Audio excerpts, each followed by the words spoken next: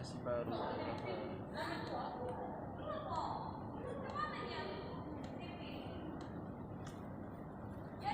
Rekam. Apalagi yang ada di video Indonesia Raya sama Mas Fatel Ki.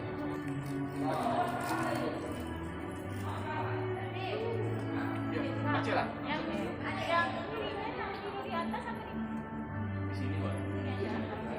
Yang sambut-sambut yang datang deh Pak.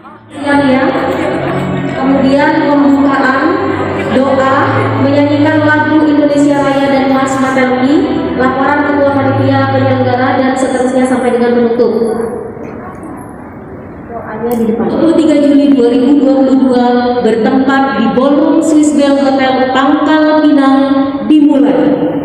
Kami ucapkan terima kasih dan selamat datang kepada Bapak Ibu hadirin sekalian dan telah hadir bersama kita kepada yang pada saat saya membacakan pelantikan pengurus DPW Provinsi Kepulauan Bangka-Belitung oleh DPP dan pelantikan pengurus spesial ketua DPW Fatel Ki, langsung Pak Jumlah Sendiri.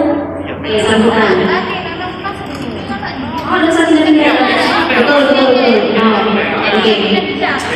Kemudian pelantikan pengurus Dewan Pimpinan Wilayah Provinsi Kepulauan Bangka-Belitung dan pengurus Dewan Pimpinan Cabang Fatel Ki oleh Ketua Dewan Pimpinan Wilayah Fatel Ki Provinsi Kepulauan Bangka-Belitung.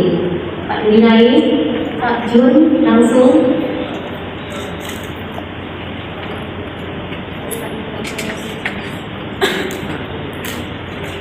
Balik itu Pembacaan balik ada bendera itu kan cara masuk balik.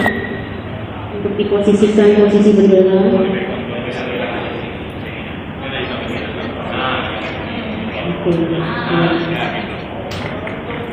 Pokoknya pada saat saya menyebutkan pelantikan pengurus DPW Pak megang bendera. Nah terus pembacaan SK DPP nanti pada saat pembacaan dan pemanggilan anggota-anggota itu langsung cepat.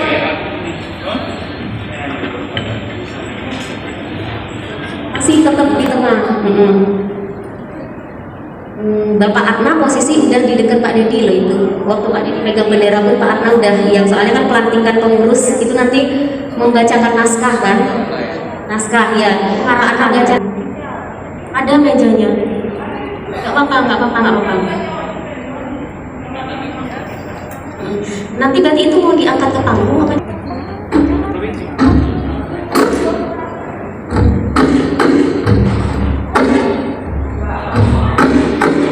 Terimalah persembahan dari kami atas sambut atas simbol penyambutan tamu dan tarian yang dibawakan ini sudah dalam versi Pangkal Pinang.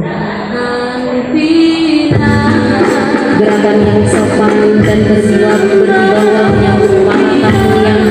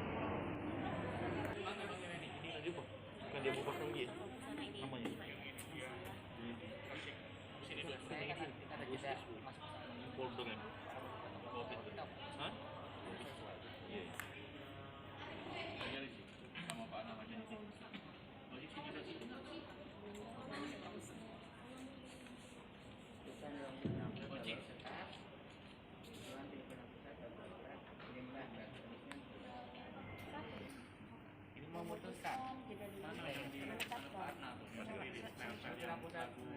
menimbang dan seterusnya Pelayanan Kesehatan Masyarakat Register Biomed PhD ditandatangani Sekretaris Jenderal Ali Kapisa Sarjana Sayyid. Aku lagi lupa. Yang Malik sama Malik sama dan koordinasi lagi tembak.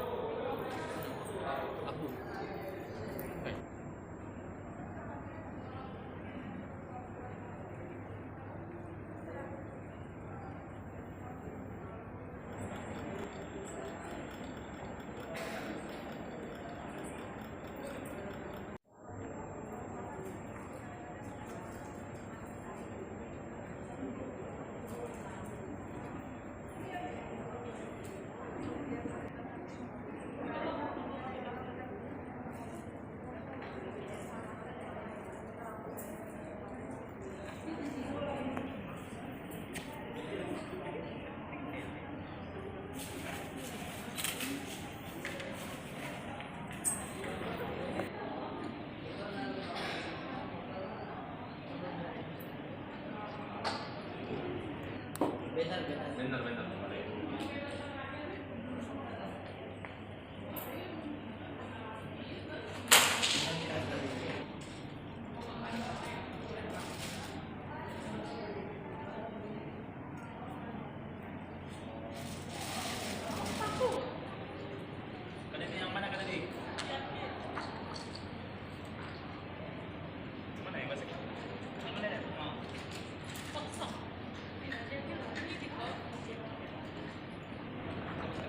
Oke, siap.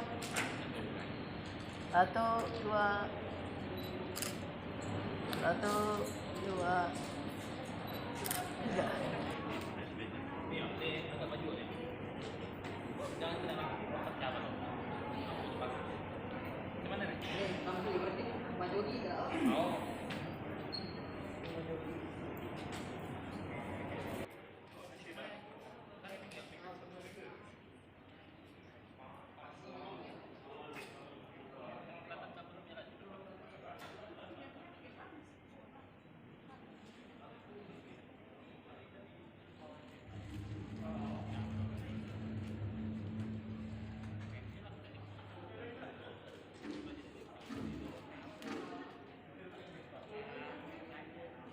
Aduh, jidat kan.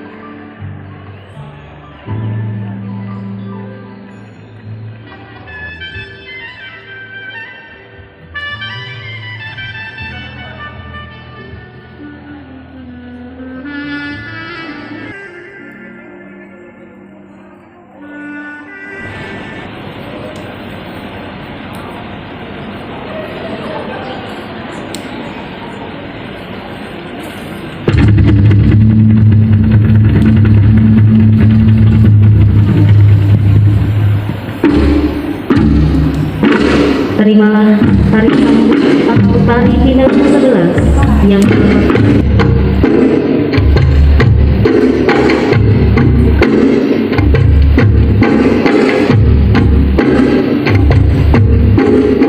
di mana dalam setiap gerakannya merupakan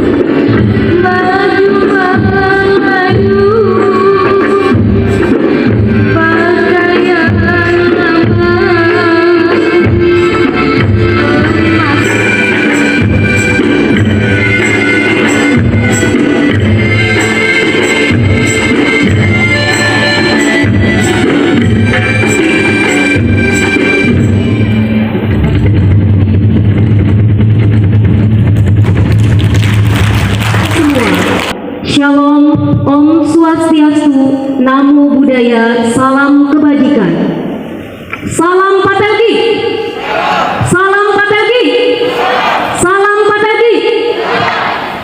Dengan mengucapkan Bismillahirrahmanirrahim, pelantikan kepengurusan Dewan Pimpinan Wilayah dan Dewan Pimpinan Cabang Persatuan Ahli Teknologi Laboratorium Medik Indonesia Provinsi Kepulauan Bangka Belitung, masa bakti 2021 sampai dengan 2025, dan seminar ilmiah Sabtu 23 Juli 2022 bertempat di Ballroom Swiss Bell Hotel Pangkal Pinang dimulai. Kami ucapkan terima kasih dan selamat.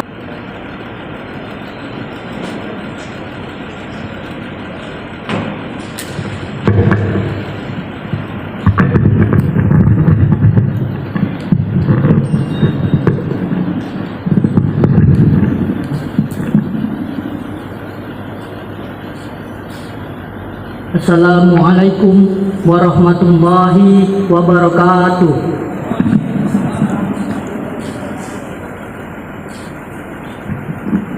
Izinkan saya memimpin doa dengan cara Islam.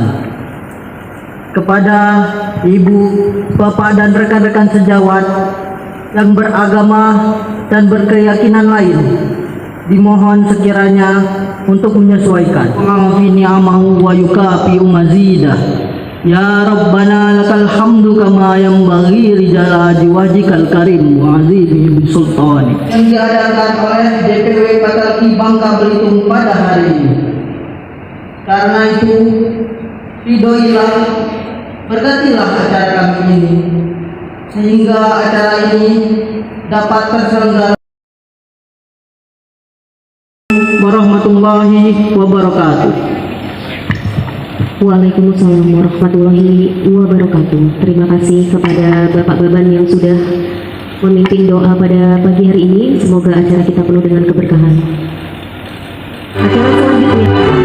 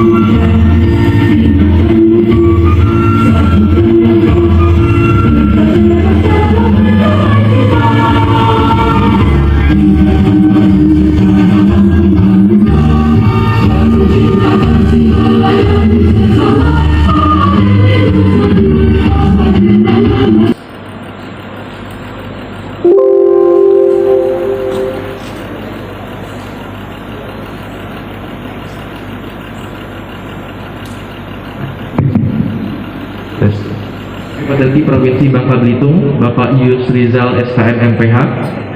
Yang kami hormati Ketua DPW Patelki Provinsi Kepulauan Bangka Belitung, Bapak Dedi Amang SSIM Hapes. Yang kami hormati Ketua DPC atau perwakilan DPC membangun profesionalisme ATLM sebagai upaya peningkatan mutu dalam bidang pelayanan laboratorium. Tujuan dari diadakannya seminar ilmiah ini yang pertama, untuk mengembangkan ilmu pengetahuan ATLM dan meningkatkan mutu di bidang laboratorium. Kain cual, pakaian adat dari daerah kita. Selamat datang di acara DPW Patelki Bangka. Semoga berkesan dan bermanfaat untuk kita semua. Baiklah, terima kasih. Sekian dari saya dan selamat pagi. Terima kasih kami ucapkan kepada Ketua Panitia Penyelenggara. Memasuki acara selanjutnya, sambutan Ketua Umum Dewan Pimpinan Pusat Persatuan Ahli Teknologi Laboratorium Medik Indonesia. Untuk itu kami mohon kesediaan dan kami persilakan kepada Bapak Atna Permana, SKM, M Biomed PhD.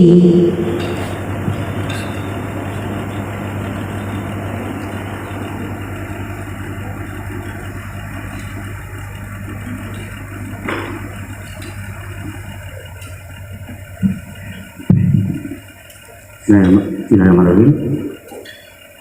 Yang kami hormati Kepala Dinas Kesehatan Provinsi Bangka Belitung, Bapak Dr. Haji Andri Nurtito Mas. Terima kasih Bapak sudah hadir, luar biasa. Yang kami hormati Direktur Rumah Sakit Eko Maulana Ali, Dr. Ega, luar biasa dok. Terima kasih sudah selalu support kegiatan kita. Juga sebagai Ketua Devaksin Provinsi Bangka Belitung, dok. Kami hormati Ketua DPW Patelki Provinsi Bangka Belitung, Mas Dedi, serta seluruh pengurus yang sebentar lagi akan dilantik, dan juga penasehat sudah hadir. Terima kasih selalu support juga teman-teman Patelki di Bangka Belitung. Kemudian yang kami hormati para ketua DPC yang masih dapat tugas banyak di Provinsi Bangka Belitung. Terima kasih sudah hadir di kegiatan pagi hari ini. Yang kami hormati undangan dari organisasi profesi lain yang kita tidak bisa menyebutkan satu persatu. Alhamdulillah sekarang di set KTKI sudah tambahan warga baru dari IAI sama Alfi, jadi saya juga sudah jauh lebih dekat dengan teman-teman yang berhebat di Bangka Belitung dan juga bisa bertemu langsung dengan teman-teman ATLM. Belajar dari COVID mungkin ini baru pertama kalinya ya Mas Edi setelah pasca COVID, dan alhamdulillah kita bisa hadir secara tatap muka ya.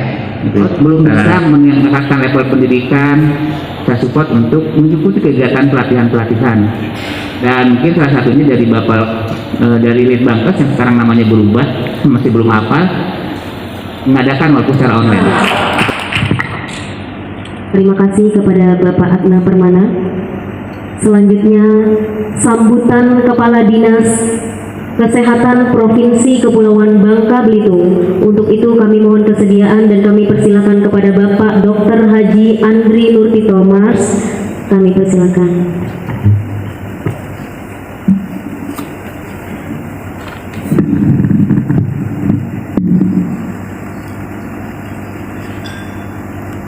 Assalamualaikum warahmatullahi wabarakatuh.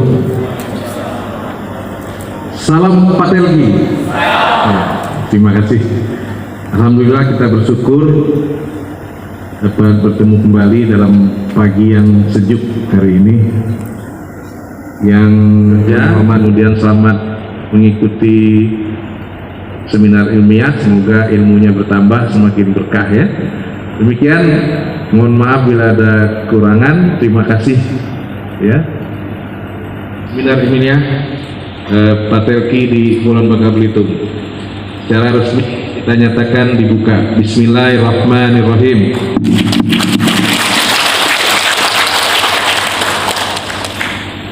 Terima kasih kami ucapkan kepada Bapak Dr. Andri Nur Tito Mars yang sudah berkenan memberikan sambutan sekaligus membuka acara pada hari ini.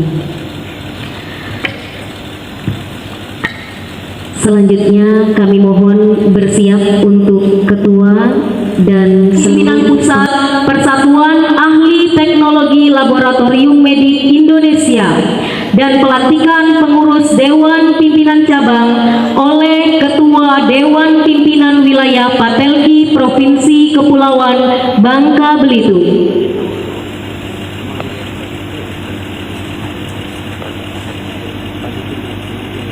Silakan untuk bisa dipercepat kepada seluruh pengurus berdiri di belakang. Pimpinan Pusat Patelki untuk kepengurusan Dewan Pimpinan Wilayah Patelki Provinsi Kepulauan Bangka Belitung.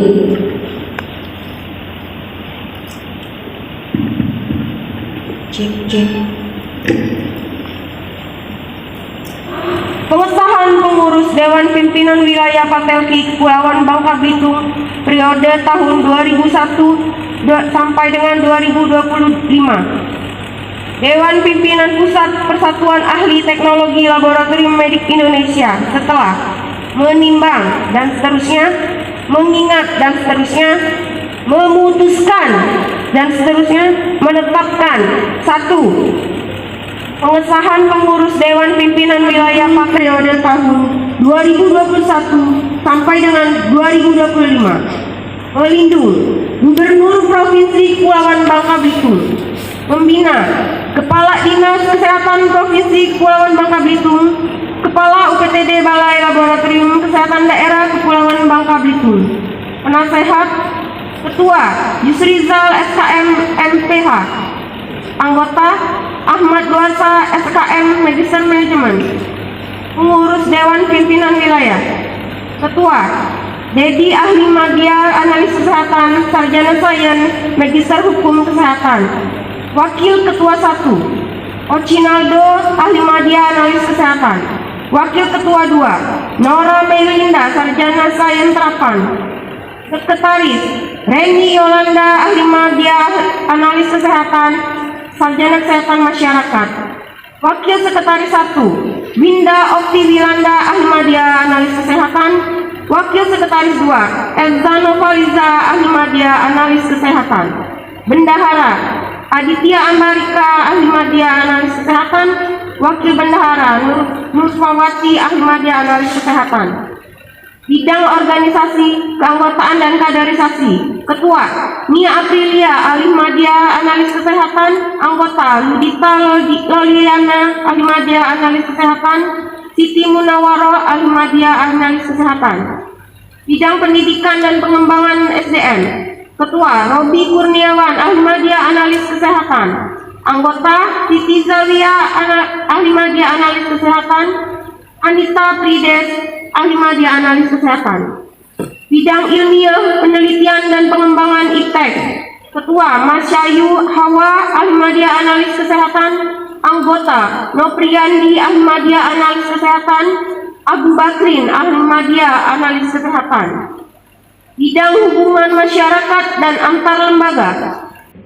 Ini bertanya apakah saudara-saudara bersedia untuk menjadi pengurus Dewan Pimpinan Wilayah Persatuan Ahli Teknologi Laboratorium Indonesia Patelki DPW Patelki Provinsi Kepulauan Bangka Belitung periode tahun 2021-2025?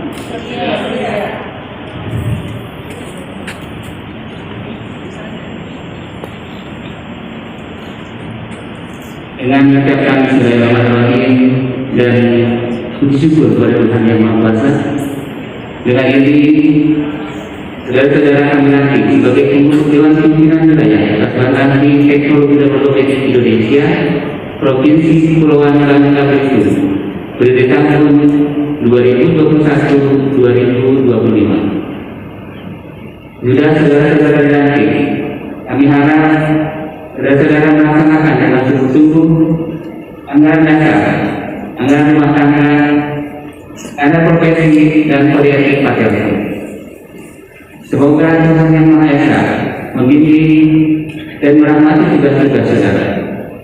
Pangkal Pinang 23 Juli 2022 yang meranting Tata Permana SKM di PhD serta Mendagri dari Amat SSI MHS.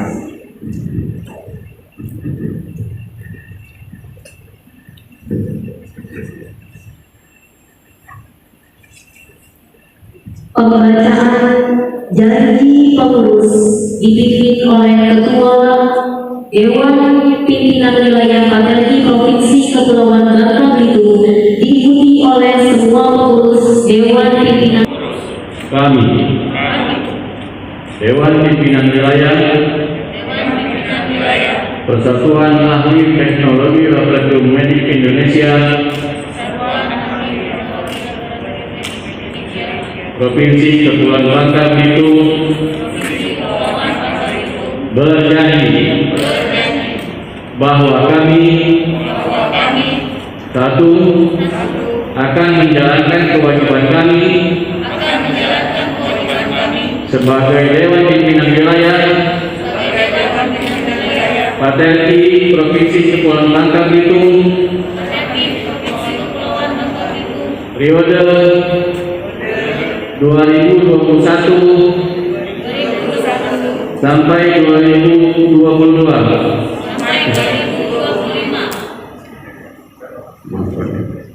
sesuai dengan wewenang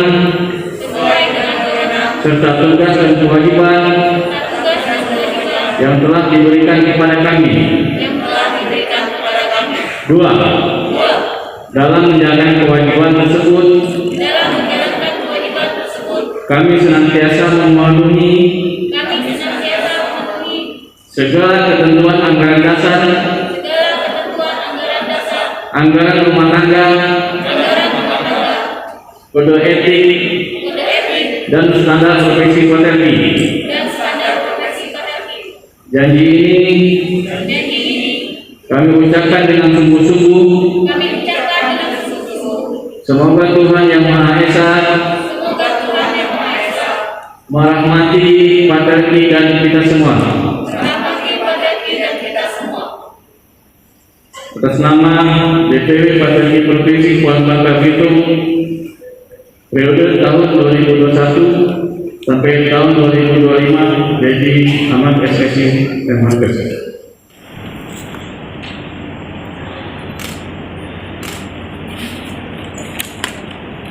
Kemudian dilanjutkan saling bertukar antara Ketua Umum DPP dengan Ketua DPW. Tahan sebentar Pak. Ya.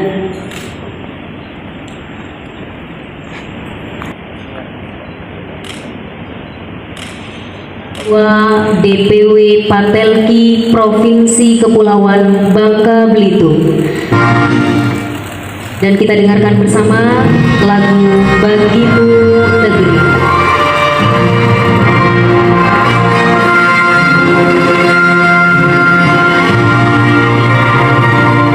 Selanjutnya, ya, silakan diterima PIN. Semoga semua pengurus DPW Patelgi bisa menjalankan tugas dengan amanah.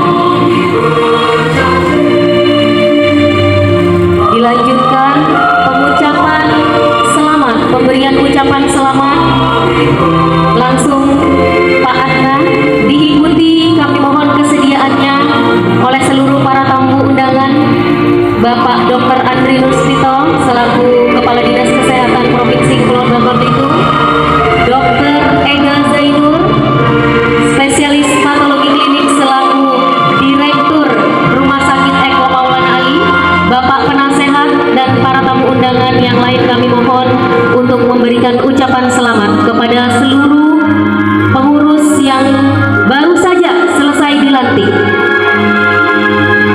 Perwakilan dari organisasi profesi yang lain silakan kami mohon kesediaannya.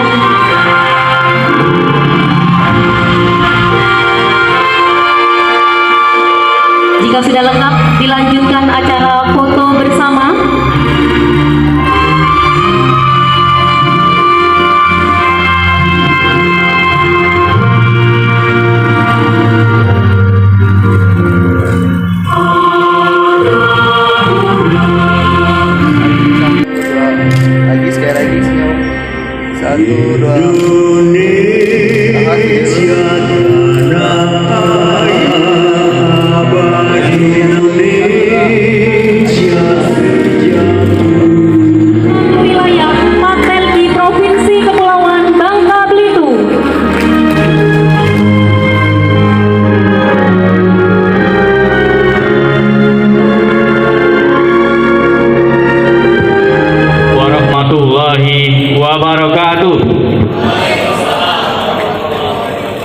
Salam patriarki.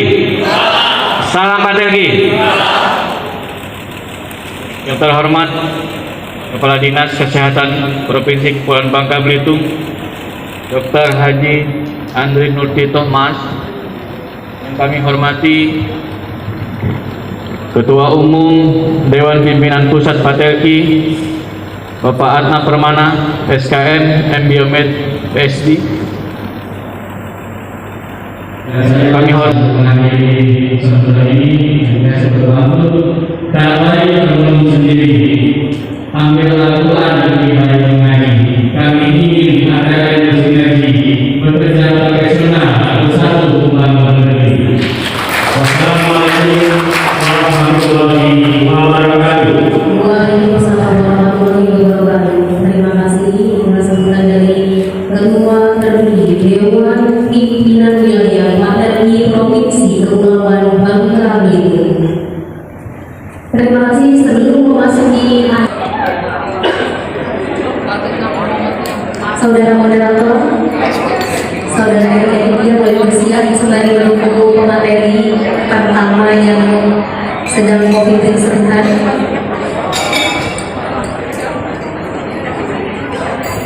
Hari ini kita bisa sharing ilmu ya untuk update keilmuan terbaru terkait dengan profesi kita sebagai ATLM. Oke, baik, perkenalkan saya Eri Aditya selaku moderator yang akan memimpin jalannya seminar ilmiah ke depan, mengatur jalannya seminar ilmiah ke depan. Pada kegiatan seminar ilmiah ini akan dibagi menjadi 2 sesi, yaitu sesi pertama penyampaian materi terkait dengan masing-masing ke atas panggung. Silakan Pak, kita sambut dengan tepuk tangan yang meriah. Silakan. Baik, Pak Atna, apa kabar Pak Atna? Alhamdulillah baik. Alhamdulillah baik. Kredensial. Mungkin ini sebenarnya kemarin ketika COVID, karena kredensial kaitan dengan akreditasi itu nyaris sesuai dengan edarannya bahwa dianggap masih terakreditasi hingga kebijakan tentang kredensial itu belum menyeluruh. Sebenarnya harapan saya usul ke direktur itu adalah saya bilang, Dok izin, karena kredensial itu kaitan dengan mereview evaluasi tentang kompetensi. Saya berharap pasca review itu mendapatkan hasil gitu, sehingga teman-teman itu bukan hanya semata ecek-ecek di kredensial, tapi enggak. Ini targetnya adalah misalkan nanti dari sekian kompetensi berapa yang direkomendasikan sesuai dengan kemampuan teman-teman. Dan itu imbasnya kemana? Nanti ke uang. Makanya kadang-kadang teman ribet banget, nggak ribet, punya kepentingan. Jadi ketika akreditasi nanti surveyor nanya, pasti pertanyaannya adalah logbooknya ada. Itu pertanyaannya. Ya, ketika teman-teman di kredensial dengan baik. Oke, baik. Terima kasih banyak Pak Atna untuk materi yang disampaikan, sangat menarik tentunya, gitu ya. Baik, untuk selanjutnya saya buka sesi selanjutnya, yaitu sesi kedua tanya jawab dari teman-teman ATLM semua. Saya batasi untuk 3 penanya saja ya. Saya mau nanya tentang SK kita waktu tim COVID Pak. Di situ kan ada kemarin isu tentang informasi tentang kalau kita melakukan tim COVID kita dapat SKP. Nah sekarang saya mau tahun apa? Tiap tahun. Oh tiap tahun Pak ya 3 nah, selama itu masih jadi tim. Walaupun kemarin potong ya kita sampai bulan apa itu masih ada kan banyak kasusnya, nggak apa-apa dikeluarkan aja. Maaf Pak, itu kan tim kita itu kan dikeluarkan kan nggak tiap tahun. Kalau untuk tim itu, jadi tim itu dikeluarkan kalau kita melakukan kegiatan aja. Apakah tiap? Saya Susilawati dari RSUD Sejiram Sukason, Kabupaten Bangka Barat. Kalau di Bangka Barat sudah ada kredensial, tapi mungkin masih ya asesmen mandiri itu dia akan menilai diri sendiri. Masalah itu, maka biasanya gini, biar kita tidak menilai semua. Target pertama adalah yang si asesinya menyentang saya nilainya misalkan dengan supervisi. Kita buktikan aja, sebenarnya dia memang butuh supervisi atau enggak sih? Karena kita ATLM bekerja bukan di bidang klinik. dan tidak pernah berhadapan dengan pemeriksaan klinik, bahkan jarang atau mengupdate ilmu tentang pemeriksaan klinik. Kita berlakukan karena jagung yang baru belum kelar ya. Kemarin kita sepakat dengan kementerian itu terkait dengan uji formnya masih mengikuti butir-butir yang lama gitu maksudnya ujinya, gitu ya. Karena ya otomatis kayak hubungan yang tadi kan meskipun yang lama kan butir-butirnya masih umum ya, masih campur-campur, disesuaikan dengan itu aja. Pertama, itu setiap tenaga kesehatan harus dilakukan kredensial untuk melindungi hak-hak pasien dan menjaga keselamatan pasien. Yang kedua, surat penugasan klinis yang diberikan kepada tenaga kesehatan dengan masa berlaku 3 tahun untuk karyawan tetap dan 1 tahun untuk karyawan kontrak. Kemudian yang ketiga, komite kredensial bekerja sama dengan mitra bestari untuk review, verifikasi, dan evaluasi. Dan kesimpulan yang keempat adalah setiap tenaga kesehatan memiliki surat clinical appointment dari direktur rumah sakit sesuai dengan clinical privilege berdasarkan mekanisme credentialing. Baik, saya ucapkan untuk selanjutnya saya serahkan ke MC.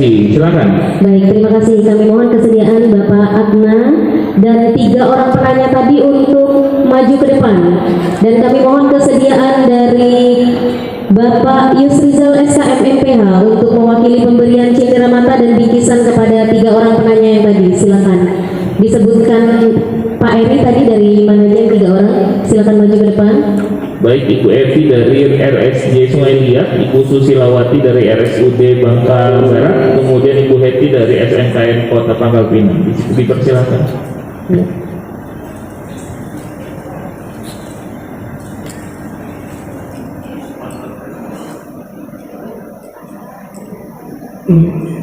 Sponsor dari Tanah Wari Pangkal Pinang.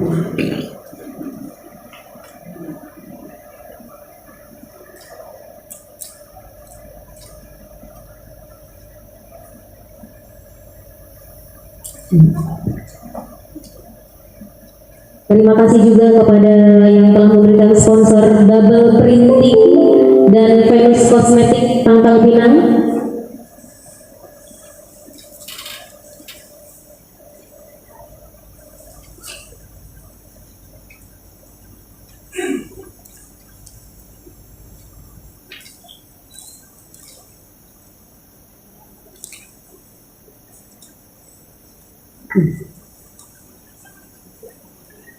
Penanya ketiga mendapatkan bingkisan.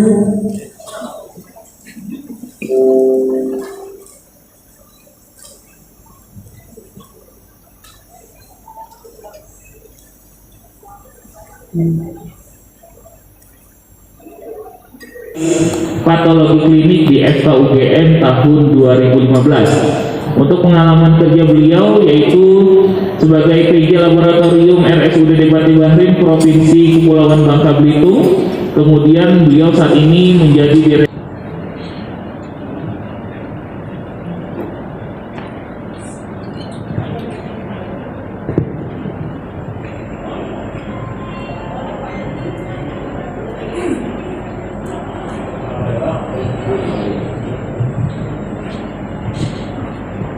Baik, Dokter Ega Zainur. Baik Dok, terima kasih sebelumnya Dok ya telah bersedia hadir untuk menjadi pemateri kita seminar materi yang kedua, yaitu terkait dengan kenali dan cegah hepatitis akut misterius. Ya Dok. Baik, apa kabar sebelumnya Dok? Alhamdulillah. Alhamdulillah. Mudah-mudahan selalu dalam keadaan sehat ya Dok ya. Baik, untuk sedikit mengingatkan terkait dengan pembagian sesi pemateri yang kedua. Untuk Dr. Ega kita berikan waktu selama 30 menit kurang lebih untuk menyampaikan materi terkait dengan jajaran pengurus, sponsor Pak Amin dan juga segenap kawan-kawan sekalian ATLM mitra kami yang istimewa. Saya izin buka masker ya. Atau kenapa? Bawaannya sudah mau lepas masker ya katanya. Sudah selesai. Amin. Bismillah. Nanti kalau tidak kelihatan saya mohon maaf, waktu yang ada sebentar. Jadi kita kedatangan tamu baru, hepatitis unknown. Kalau kita sudah kenyang dengan COVID, SARS-CoV-2 yang dulu namanya sudah berubah, sekarang kemudian kita punya tamu baru, unknown. Unknown-nya itu tidak diketahuinya memang unik. Saya tulis judul sini adenovirus tipe 41. Makanya kadang kalau ada singkatan ADV itu saya geli-geli sendiri. Besok ada launching motornya. Ya, namanya ADV. Lihat aja deh, ada kan selebarannya ADV. Jadi saya mikir itu adenovirus gitu kali ya. Nah, masih tepat mungkin. Saat ini mungkin lebih santai. Tapi ya jangan sampai berharap ini muncul. Saat ini ya sudah ini aja, nggak diketahui saja. Beberapa kawan-kawan ATLM sudah beberapa kali berdiskusi, terutama yang bertugas bersama saya. Ini kayaknya hepatitis misterius ya dok ya? Iya, kemungkinan besar iya. Nah cuma perbedaan di Indonesia itu, kalau saya boleh jujur, di banyak kasus di luar negeri selesaikan dengan terapi definitif. Apa sih terapi definitifnya? Karena kasusnya ini cenderung berat sampai bisa menyebabkan gagal hati akut. Terus terapi definitifnya apaan? Cangkok hati. Ada yang bisa di kita? Nampaknya tidak. Mohon maaf, terapi definitif kita untuk saat ini yang paling kuat ya doa. Ya sudahlah Bu, kita berdoa ya, semoga yang terbaik yang diberikan. Paling begitu kemungkinan. Nah, di WHO itu ada definisi kasus, confirm, siap. Nah itu berarti kita kan sering berjumpa dengan organ-organ yang banyak menyiksa. Makanya banyak menyiksa organ kita kan. Sampai sekarang masih baik-baik saja. Ada yang bengkak tiba-tiba, enggak kan? Ada yang kuning tiba-tiba, enggak kan? Ada yang jerawatan tiba-tiba, gatal tiba-tiba, enggak kan? Masih banyak. Nah, maka kita perlu berterima kasih salah satunya pada organ dalam kita. Dia bisa radang oleh banyak hal. Virus, alkohol, obat-obatan, toksin, serta autoimun. Autoimun tuh entah kenapa makin kesini makin banyak loh.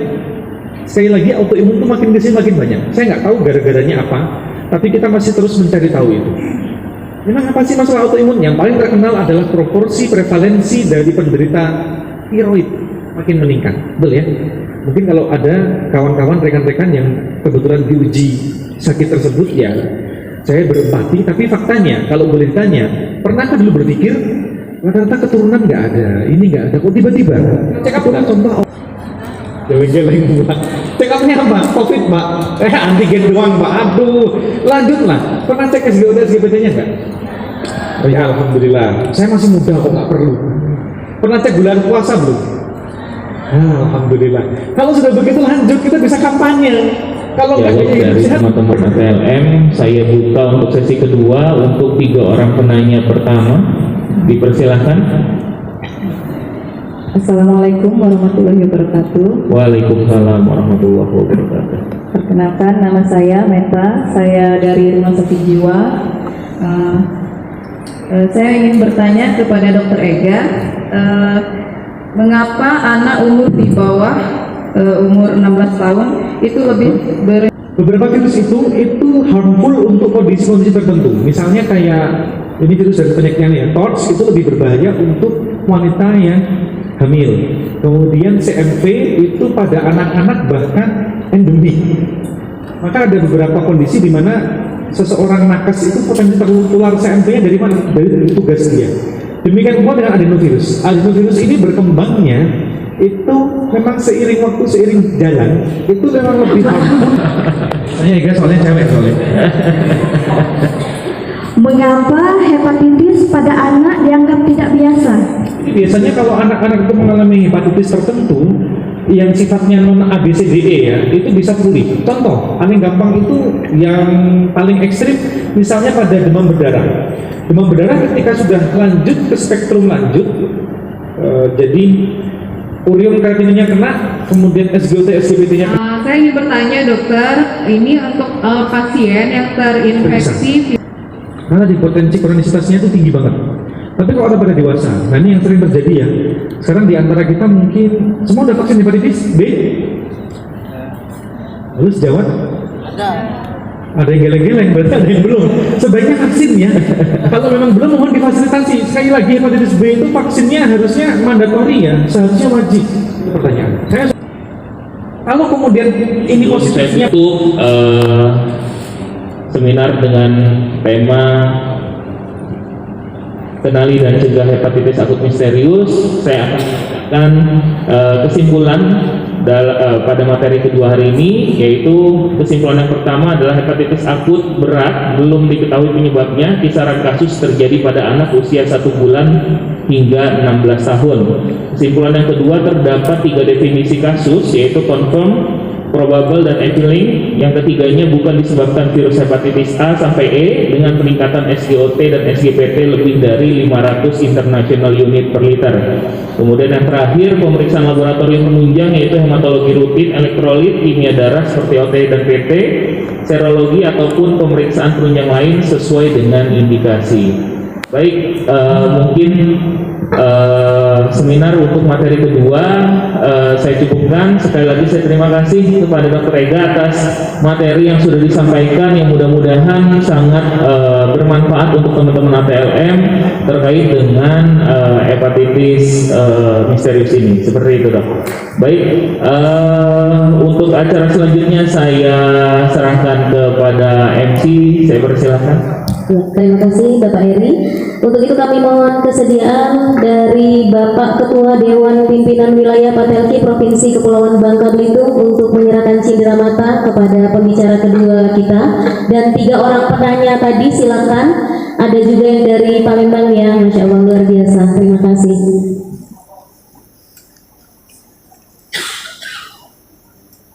Sponsor cindera mata ini dari Bubble Printing, Venus Kosmetik, dan Tanah Wari Pangkal Pinang.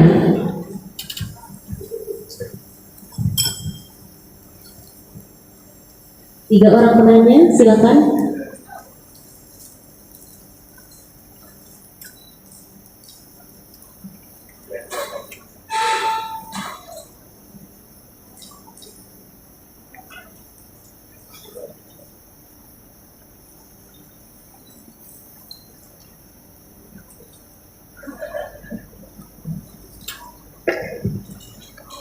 Penanyanya berapa tadi, Pak Eri?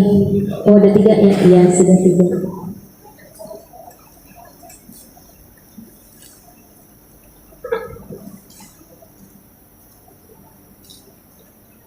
Ya, terima kasih kepada yang telah mensponsori Bubble Printing, Venus Kosmetik, dan Tanah Wari Pangkal Pinang.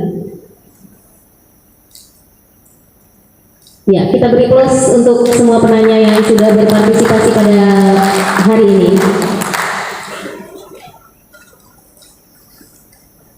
Baik, untuk acara selanjutnya kita masih ada materi ya, materi ketiga dan keempat yang nanti akan insya Allah berkolaborasi langsung ya. Tapi kami berikan waktu dulu, dimohon untuk didampingi para tamu undangan beserta pemateri untuk makan siang. Nanti sudah disediakan round table-nya, diikuti oleh semua peserta.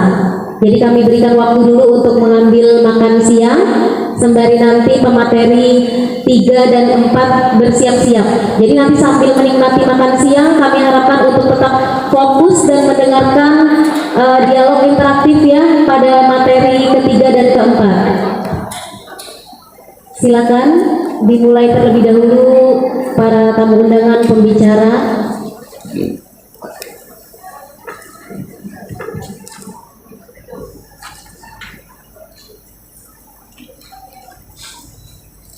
Manfaat kedepannya untuk teman-teman ATLM semua. Baik, seperti yang sudah saya sampaikan tadi bahwa pembicara ketiga dan pembicara keempat akan dilakukan secara paralel. Setelah pembicara ketiga selesai menyampaikan materi, langsung dilanjut oleh pembicara keempat yaitu Ibu Siti Munawaroh. Baik, untuk mempersingkat waktu langsung saja saya persilahkan kepada pemateri ketiga yaitu Pak Junaidi AMAK SSI untuk menyampaikan materi terkait dengan identifikasi pemeriksaan counting parasit malaria. Kurang lebih saya berikan waktu 30 menit, dipersilakan Pak.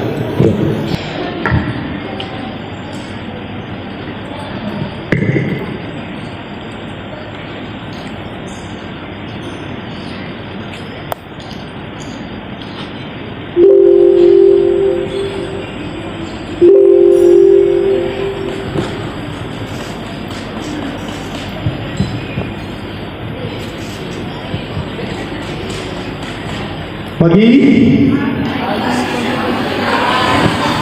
Sengaja Bu, biar semangat.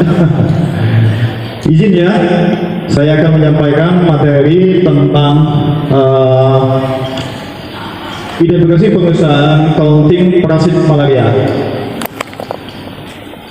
Ini bukan morfologi ya, cuma counting atau menghitung parasit malaria. Itu aja ya. Kembali nama saya sudah disampaikan oleh moderator ya. Ini Bu ya. Nah, TUT yang pernah saya ikuti yang pertama yaitu TUT malaria, uji kompetensi malaria WHO, TUT plagotomi, dan TUT kecacingan. Status kembali tahu semua ya, status definisi dan tujuan hitung parasit, suatu metode untuk mengetahui jumlah parasit dan sediaan darah malaria. Tujuan membantu dalam menekan kepadatan parasit pada puluhan darah, parasitemia, berat infeksi, rencana pengobatan, mengetahui efeksi pengobatan, studi surveillance.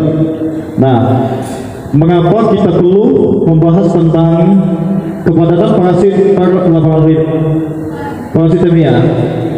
Karena di sini kita butuhkan untuk pengobatan dokter ya. Kalau tidak dilakukan menghitung kepadatan parasit malaria, gimana dokter mendiagnosa apakah malaria itu berkurang atau bertambah, atau pengobatannya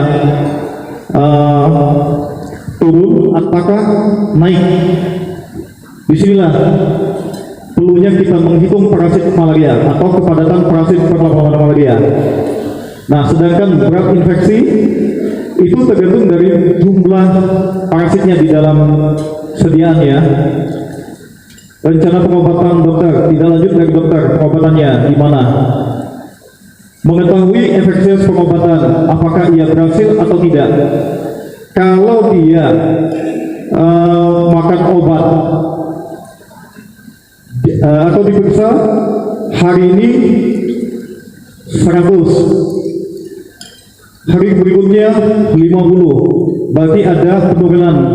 Sedangkan kalau dia 100, dia naik ke 200, berarti pengobatannya tidak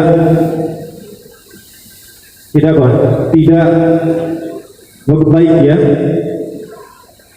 Nah, studi surveillance ini yang tadi ada peningkatan atau penurunan dalam pengobatan dokter.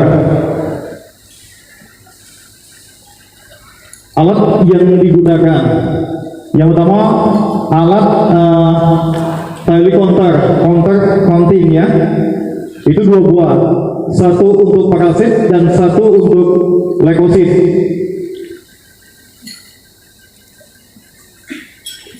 Dua alat hitung ketentuan dilakukan pada daerah sediaan darah tebal. Mengapa kita memeriksa atau menghitung parasit itu di sediaan tebal? Mengapa? Karena parasitnya lebih enak ya kalau ngitungnya, lebih cepat ya. Kalau sedangkan tipis itu menghitungnya per leukosit itu lebih tinggi ya, bisa 5.000-an ya, 5 juta lebih ya. Kalau menghitung di sediaan tebal paling dia sampai 200 sampai 500 ya leukositnya.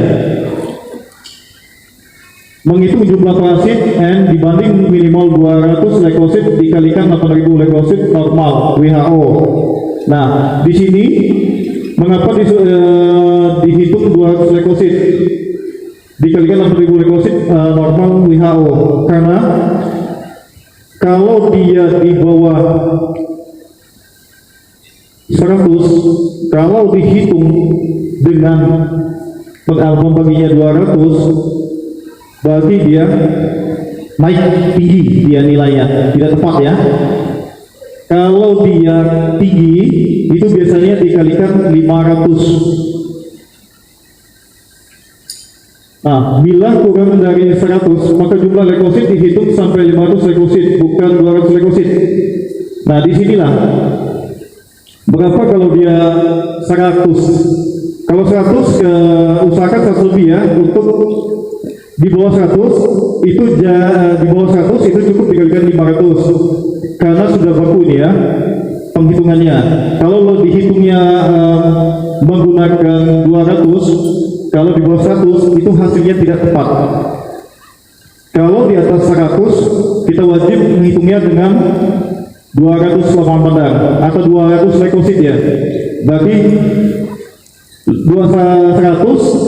dikali 8.000 per 500. Kalau di atas 100 misalnya 200 dikali 8.000 dibagi 200, maka hasilnya akan mendekati benar ya. Nih cara penulisan diagnosa pemeriksaan sejak malaria. Ini seringkali dibuat Plasmodium falciparum, bukan disingkat malah Plasmodium falciparum, bukan PF. Ditemukan Plasmodium falciparum stadium trophozoid. Kalau bisa ditulisan ini aja berarti gametnya tidak masuk ya. Kalau ditulisnya PFG itu ditemukannya cuma gametosit aja. Kalau dua-duanya ditemukan trophozoidnya dengan gametositnya cukup ditulis PFG. PF plus G itu ditemukannya Plasmodium trophozoid, zygosome dan gametosit. Kalau dia pipa semua stadium itu dari trophozoid sampai zygosome, trophozoid sampai zygosome, sedangkan sama kayak di atas falciparum juga cara penulisannya. Malaria juga sama, VO juga sama. Kalau MIC ditemukannya itu biasanya falciparum plus vivax, Plasmodium plus oval, Plasmodium plus malariae. Mengapa tidak ditemukannya PF sama PO? Itu tidak boleh ya, jangan dijumpai ya. Plasmodium mimiknya, Plasmodium vivax ketemu dengan yang malariae belum pernah ada ya. Plasmodium vivax dengan oval belum juga ketemu ya, belum ada micnya. Lanjut ya. Nih, sediaan dan tebal.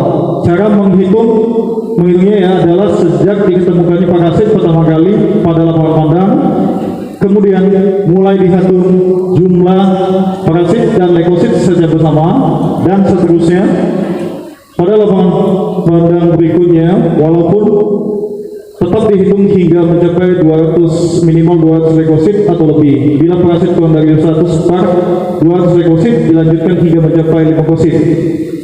Nih, tadi kan sudah dijelaskan mengapa kalau kita ngitung parasit di bawah 100 itu wajib mencapai leukositnya 500 ya, kalau di atas 200 karena kecepatan membaca itu. Kalau kurang dari situ biasanya akan kurang atau akan lebih, kebanyakan itu. Ini cara menghitung. Cara menghitungnya ada horizontal, ada zigzag. Ya, ngitungnya kita baca ini sediaan udah tipis ya, ini tebal. Nah, kalau di cara tebal ini nanti ada lanjutannya lagi, dan cara tipis ada lanjut lagi ya. Nih, kalau di hijau ini berarti kita mulai ngitungnya. Ditemukannya parasit dari ujungnya, dibiasakan dari ujung, jangan terlalu ujung juga. Kalau terlalu ujung juga nanti tidak tepat ya.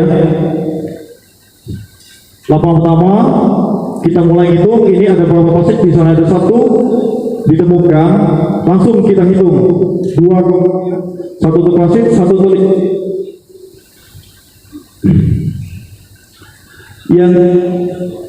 yang kedua kita langgain, tidak ditemukannya parasit, ketiga, keempat, kelima, baru kita hitung lagi, dan seterusnya ya. Nah, ini ya, jumlah parasit dan leukosit sampai jumlah leukosit mencapai 200 atau 500. Kalau ditemukannya sudah 200, tetapi dia di atas 100, parasitnya stop, jangan diteruskan lagi ya, atau diteruskan sesuaikan leukosit juga. Kalau leukositnya juga lebih dari 200, nggak apa-apa, langsung aja. Tetapi kita biasa menggunakan untuk latihan 10 menit ya. Kalau 10 menit itu biasanya leukosit kadang-kadang lebih, kadang kurang ya. Nah, sebaiknya dilakukan lebih dari 200 atau 200. Tetapi ingat, parasit di 200 harus parasitnya berjumlah di atas 100, jangan di bawah 100. Kalau di bawah 100, penghitungannya akan bisa lebih atau kurang jumlahnya. Kalau dia di atas 100, leukositnya 200, insya Allah hasilnya plus minusnya akan 5% dia dari hasil penghitungan.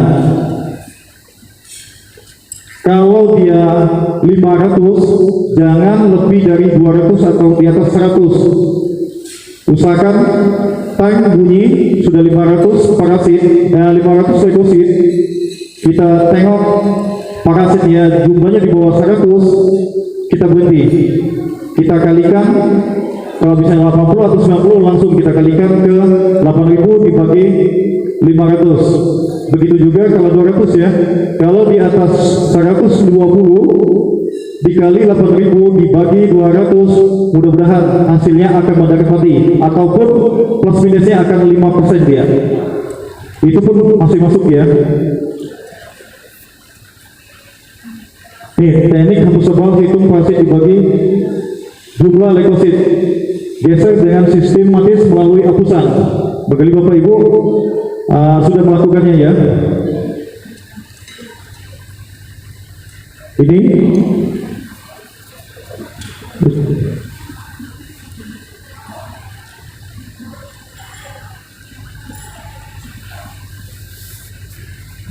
ya. Nih, ini yang dihitung leukositnya jangan lewat dari lingkaran ini ya, Bapak Ibu. Jangan lewat lingkaran ini. Kalau yang ini diabaikan aja ya. Jauh panjang ke satu tidak usah dihitung leukositnya. Ini juga. Yang dihitung ini leukositnya satu.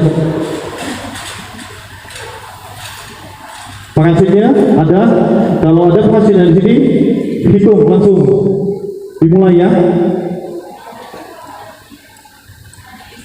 Lanjut ke lapangan pandang kedua. Nah, hati-hati di lapangan pandang kedua. Kadang-kadang kita gesernya atau kita memperhatikannya di lapangan kedua ini.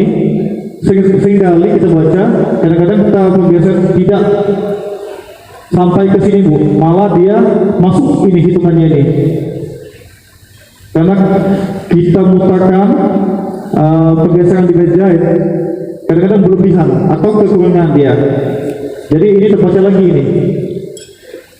Ini yang menyebabkan sering pembacaan menghitung leukosit ada kelebihan, ada kekurangan. Sebelum mencapai 200 sudah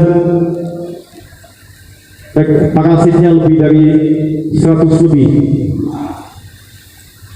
Kita lanjut, ini hitung juga ya, satu, walaupun dia ada dua tetap kita hitung. Ketiga sama. Seterusnya Bu ya, sampai 200 atau 500 leukosit. Ini konversi kehitung parasit per mililiter ya, jumlah parasit, kepadatan parasit. Nih, kepadatan parasit Misalnya jumlah parasit yang ditemukan dikali 8.000 per dibagi 200 dapatnya 0 liter per darah, atau kepadatan parasit jumlah parasit dikali 8.000 per 500 leukosit.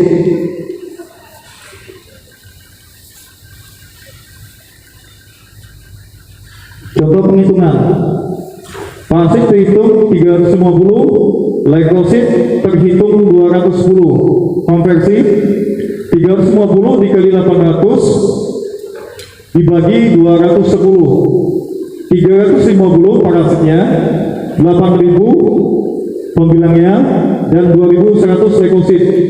Dapat 13.333 ul darah.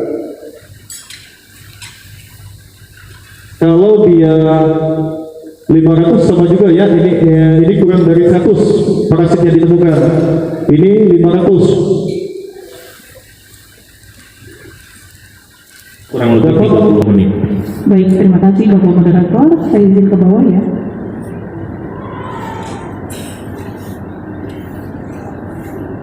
Bismillahirrahmanirrahim. Assalamualaikum warahmatullahi wabarakatuh.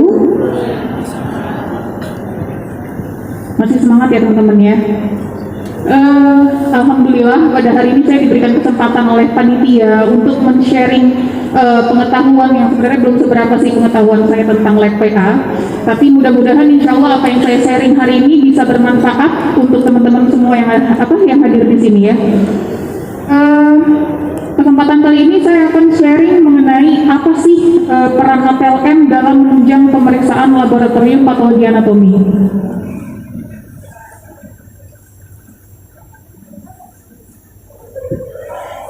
Nah, laboratorium patologi anatomi itu sendiri adalah laboratorium khusus yang memberikan pelayanan laboratorium terhadap jaringan atau cairan tubuh berbasis pada perubahan makroskopis dan mikroskopis guna menentukan diagnosis, evaluasi, dan terapi.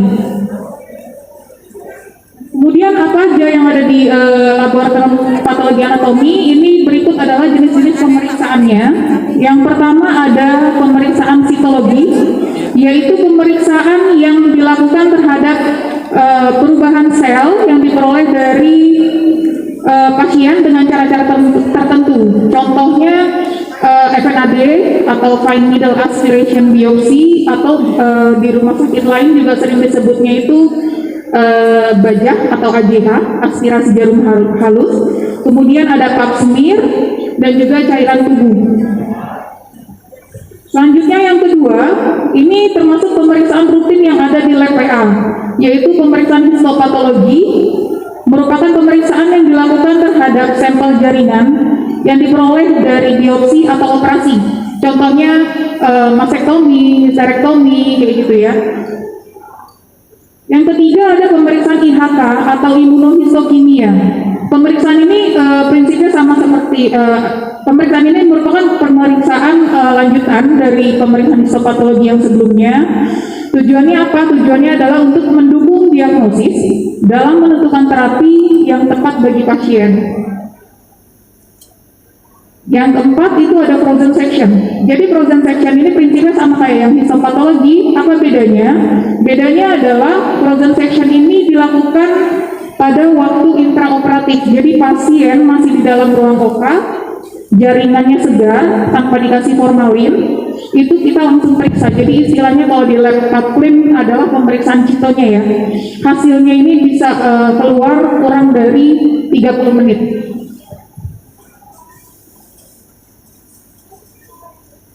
Nah, jadi apa sih peran ATLM dalam pemeriksaan lab PA? Yaitu melakukan penanganan dan pengolahan spesimen untuk menghasilkan produk berupa slide atau sediaan yang berkualitas baik dan bisa dibaca oleh dokter patologi anatomi.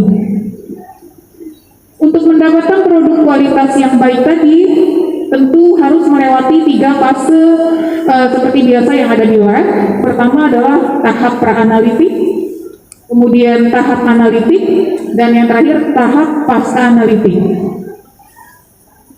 Tahap pra-analitik ini dimulai dari persiapan pengambilan spesimen, kemudian waktu sampel dikeluarkan dari tubuh pasien sampai sampel diterima oleh bagian penerimaan lab PA. Siapa yang bertanggung jawab? Yang bertanggung jawab di sini adalah dokter klinisinya, kemudian perawat ruangannya, perawat ruang OK, dan petugas pengantar sampel. Nah, ini salah satu bagian yang penting dalam proses atau dalam tahap praanalitik di dalam laboratorium PA, yaitu mengenai masalah fiksasi. Fiksasi itu sendiri merupakan sebuah proses dalam menjaga sel dan komponen jaringan tadi biar keadaannya itu seperti saat dia masih ada di dalam tubuh pasien gitu. Jadi untuk menjaga keadaan yang tadi itu, maka jaringan yang telah dikeluarkan dari tubuh pasien tadi sesegera mungkin dimasukkan ke dalam larutan fiksasi maksimal 30 menit, karena kalau makin lama jaringan pasti tiap menitnya kan pasti dia ada proses pembusukan gitu. Jadi harus segera mungkin. Nah, larutan fiksasi yang kami pakai di lab PA untuk jaringan ini yang direkomendasikan adalah netral buffer formalin 10%. Volume perendamannya terhadap jaringan, jadi jaringan 1/10. Jadi satu jaringan larutan fiksasinya 10 kali lipat dari besarnya jaringan tersebut. Nah, selanjutnya proses analitik ini dimulai saat sampel diterima sampai dihasilkan produk berupa slide yang berkualitas baik dan bisa dibaca oleh dokter patologi anatomi. Siapa yang bertanggung jawab? Nah, disinilah peran ATLM mulai terlihat. Di sini yang bertanggung jawab adalah ATLM dan petugas administrasi lab PA. Selanjutnya untuk tahap pasca analitik ini dimulai saat sediaan berupa slide yang tadi itu diterima dan bisa didiagnosis oleh dokter patologi anatomi sampai hasil diterima oleh pasien. Di sini yang bertanggung jawab pastinya dokter patologi anatominya, karena hasil itu memang dibaca langsung atau diekspertise langsung sama dokter patologi anatomi. Sama satu lagi petugas administrasi patologi anatominya, karena biasanya dokter PA menugaskan petugas administrasi untuk mengetik hasil tersebut ya. Nah, di sini saya mau sharing mengenai peran ATLM khususnya untuk pemeriksaan histopatologi, karena ini merupakan pemeriksaan yang rutin di dalam lab PA. Untuk pemeriksaan histopatologi sendiri, ini memiliki tahapan-tahapan proses. Yang pertama, kita mulai dari potong bros. Kemudian setelah potong bros, kita memprosesing jaringannya. Kemudian masuk ke proses embedding atau pembuatan blok.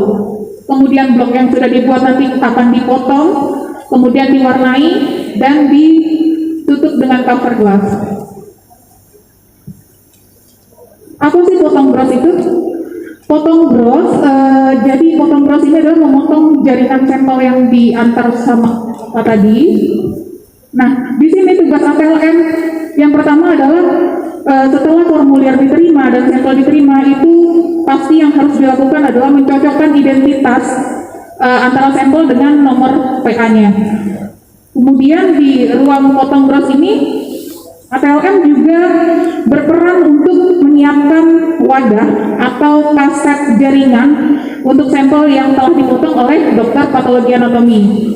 Kemudian mencatat deskripsi makroskopis yang dijelaskan oleh dokter PA-nya, dan setelah dipotong kalau memang ada sisa sampelnya, itu sampelnya bisa disimpan.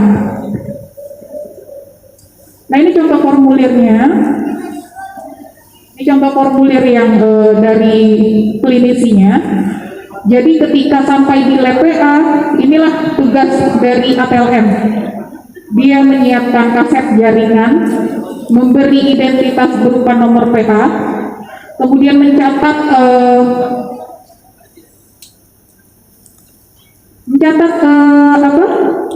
makroskopis yang dijelaskan oleh dokter patologi anatominya.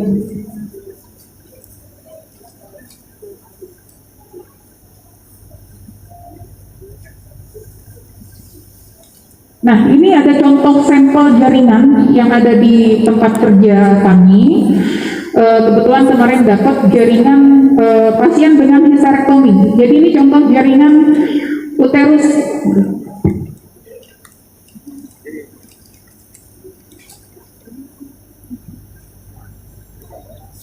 Ini contoh jaringan uterus. Jadi teman-teman, khususnya yang perempuan, ini nih jaringan di mana tempat anak-anak calon anak kita berada gitu. Jadi ini uterus atau yang sering disebut rahim, gitu ya.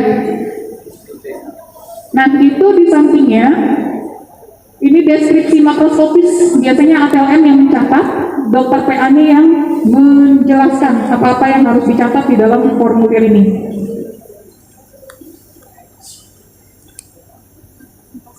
Nah, setelah dipotong tadi jaringan yang telah dipotong sama dokter patologi anatominya, kita masuk ke tahap berikutnya. Ini di sini masih peran ATLM yang berperan ya.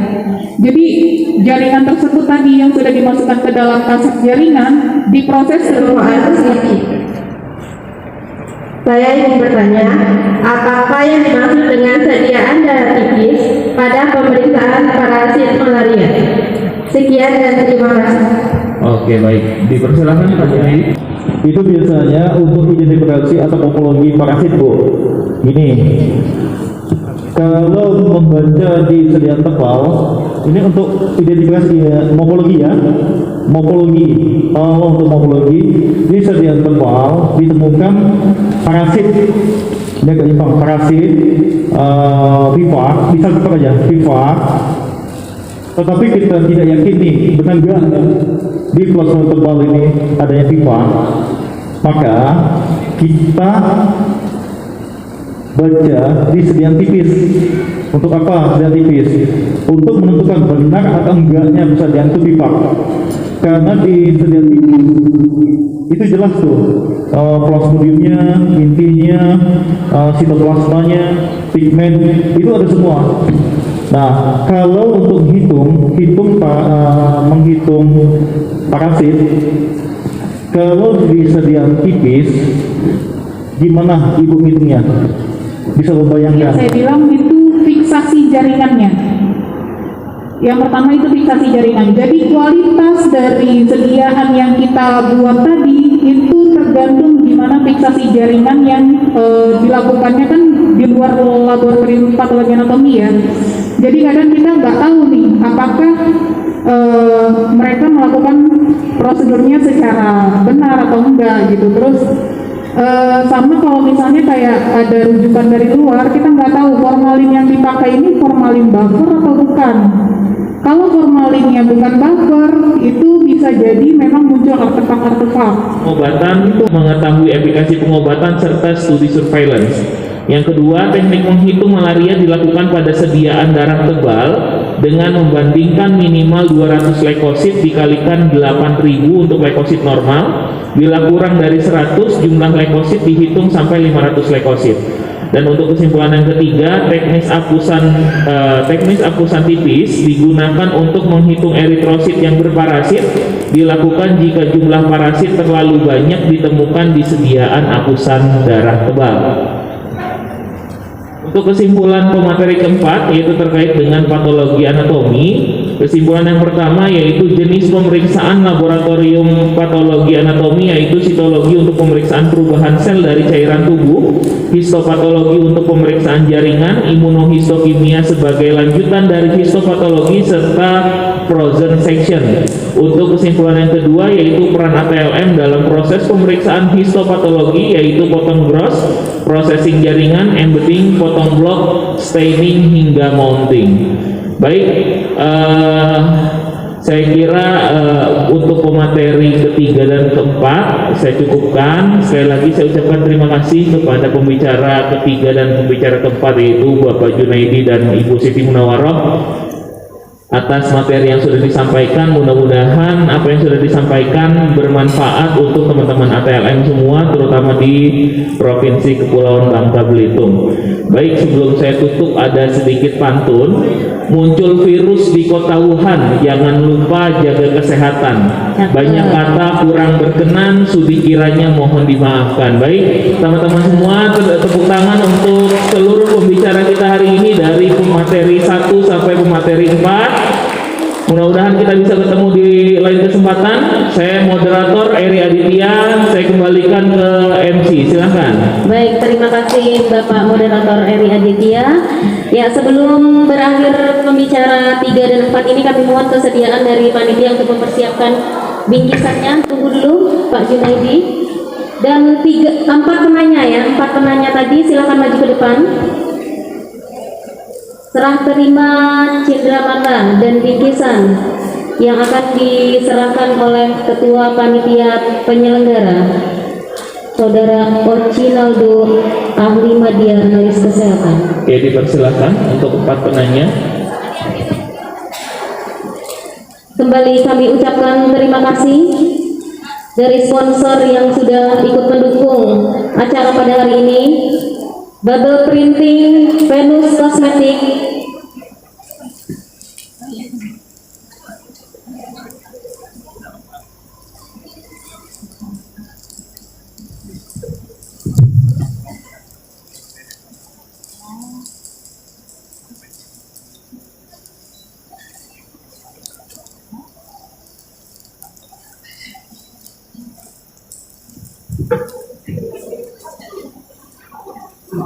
penyerahan kepada 4 penanya dan dulu, habis itu foto bersama.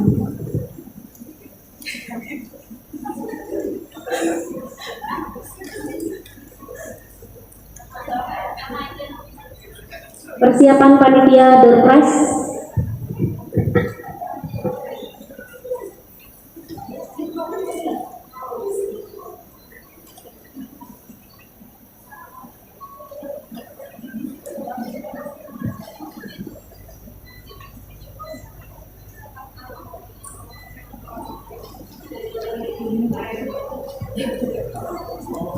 Belum, sekali lagi. Hawa belum masuk.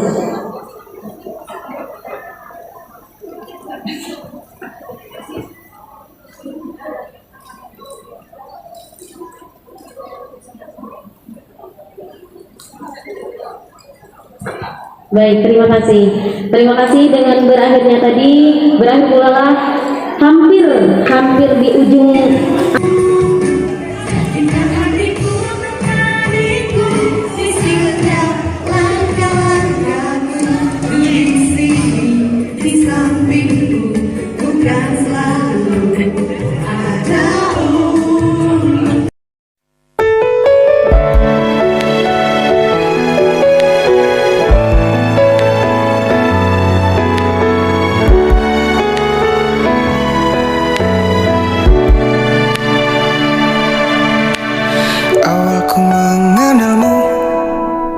Tersita seluruh hatiku, oh indahnya dirimu, ku jatuh hati padamu. Tak terasa waktu berlalu, kini kau telah jadi milikku. Betapa bahagianya aku saat kau ada di sisiku. Kini tiba saatnya kita harus melangkah, temani diriku di sisa waktumu. Genggamlah tanganku bersamaku, kau kan menentukan arah. Bersama diriku yang kan selalu menjaga dirimu. Yakinkan hatimu, temaniku di setiap langkah-langkahku. Ku di sini di sampingmu, ku kan selalu ada untukmu. Kini tiba saatnya kita harus melangkah, temani diriku di sisa waktumu.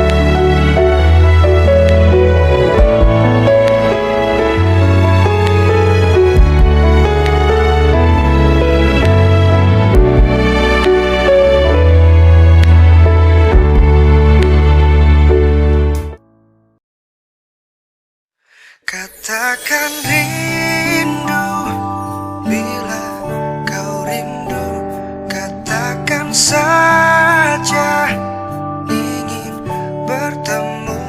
Janganlah lama engkau memendam, katakan bila rindu. Aku tak mengerti apa yang sedang terjadi. Tiba-tiba kau marah padaku tanpa arti. Perlahan lagi ku coba untuk menyelami, untuk mencari tahu apa arti semua ini. Kau tak pernah rasakan jadi diriku saat kamu begitu. Coba katakanlah, katakan rindu bila kau rindu, katakan saja ingin bertemu.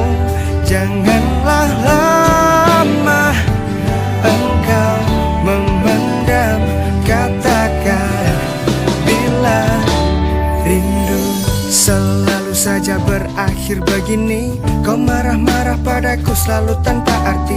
Perlahan lagi ku coba untuk memahami, sedih diriku selalu saja kau marahi. Kau tak pernah rasakan jadi diriku saat kamu begitu. Coba katakanlah.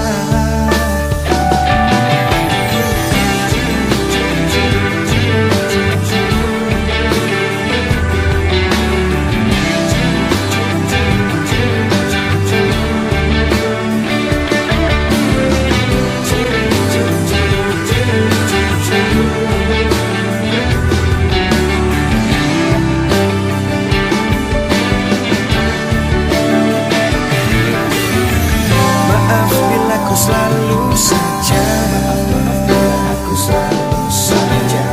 membuatmu marah dan menangis karenaku. Katakan rindu bila kau rindu, katakan saja ingin bertemu. Janganlah lama engkau memendam, katakan bila, katakan rindu bila kau rindu, katakan saja ingin bertemu. Janganlah lama engkau memendam, katakan, katakan.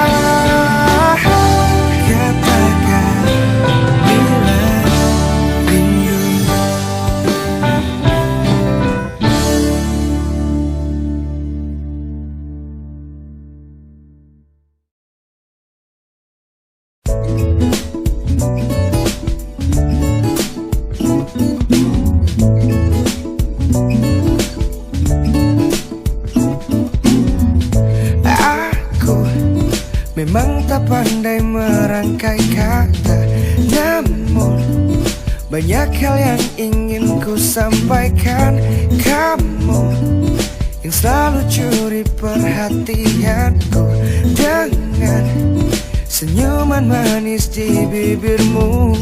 Andaikan engkau tahu, ku ingin memilikimu untuk selama-lamanya. Bila nanti engkau milikku, melihat dirimu awali hariku, tatap menindah di matamu, yakinkan diriku dunia terasa hampa tanpamu.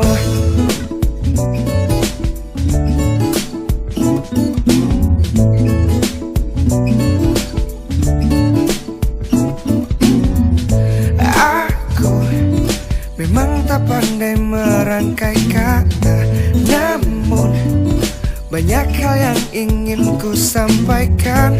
Kamu yang selalu curi perhatianku dengan senyuman manis di bibirmu. Andaikan engkau tahu,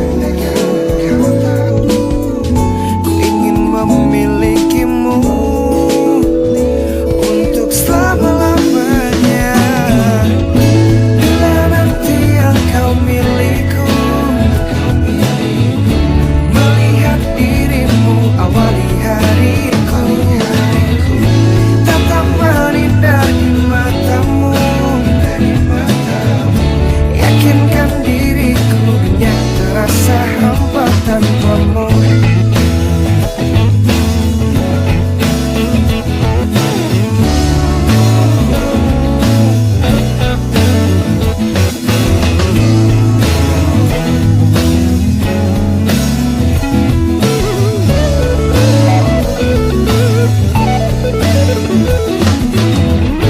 Bila nanti engkau milikku,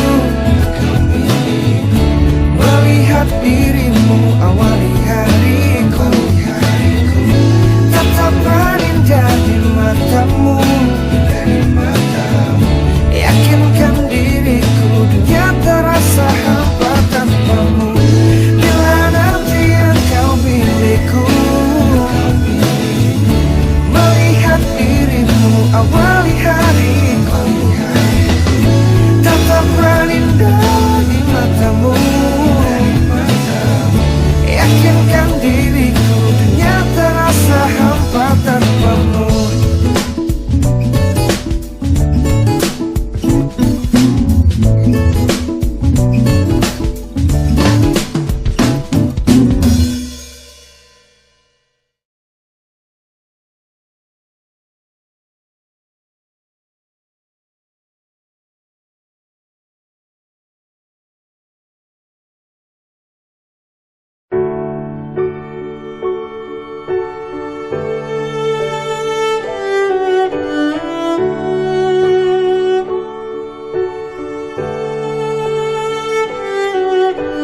Aku tak mengerti yang terjadi dalam hidupku, kagum padamu. Kamu yang kini hadir dalam hidupku untuk diriku.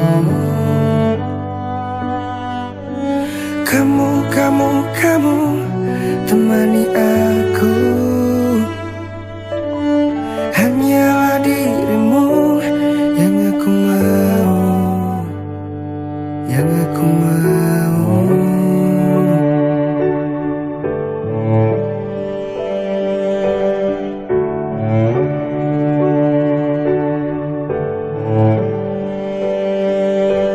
Aku tak bisa bohongi lagi perasaanku kepadamu. Aku hanya ingin kamu untuk diriku, hanya untukku. Kamu temani aku,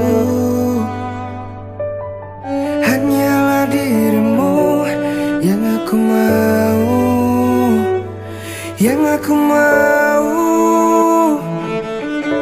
Izinkan aku memilikimu, kan ku jaga kamu sepanjang umurku, kan ku bawa terbang bersamaku. Ku pastikan kamu tak akan terjatuh bersamaku.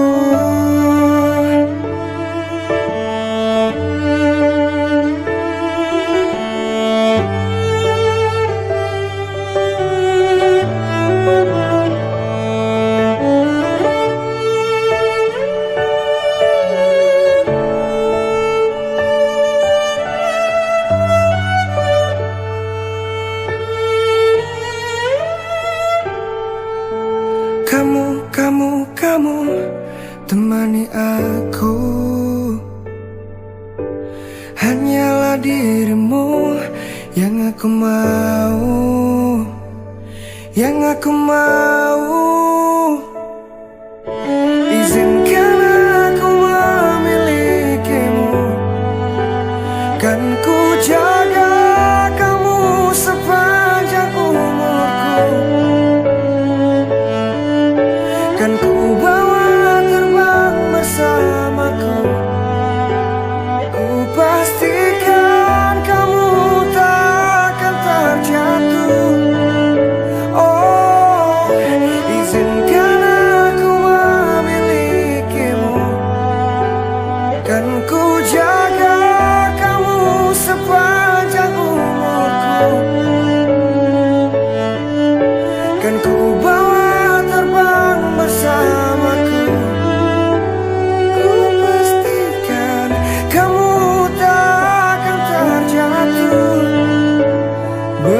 bersamaku.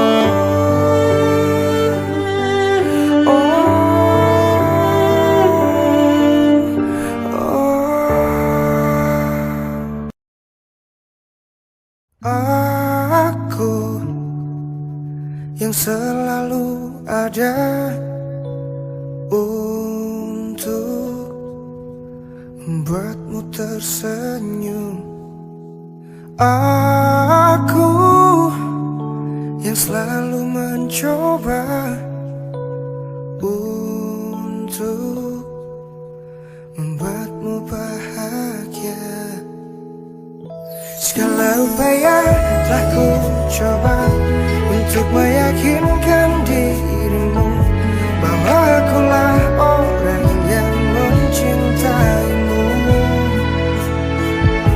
Sungguh berat ku terima dirimu yang tak lagi sama. Kedua kali kau menyakiti hatiku.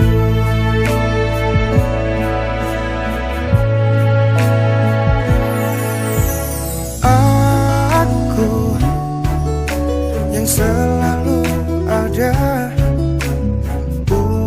untuk membuatmu tersenyum. Aku yang selalu mencoba untuk membuatmu bahagia. Segala upaya telah ku coba untuk meyakinkan dirimu bahwa akulah orang yang mencintaimu. Sungguh berat ku terima dirimu yang tak lagi sama. Kedua kali kau menyakiti hatiku.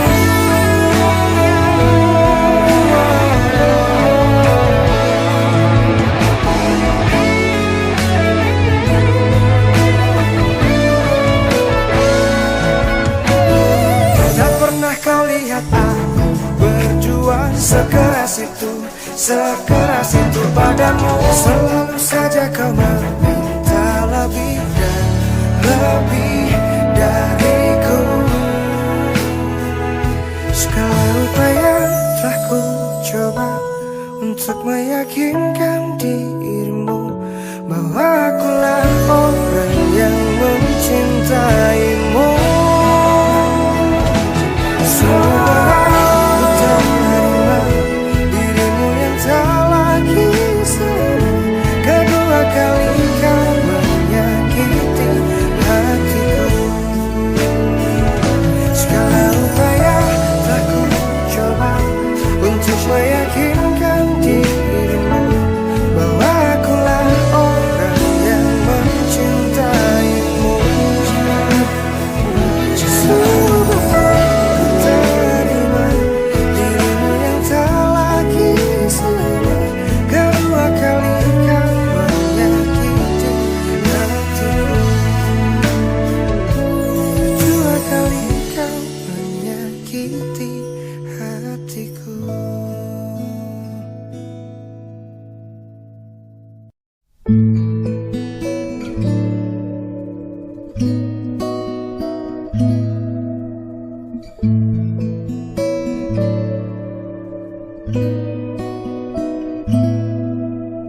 Hidup adalah misteri.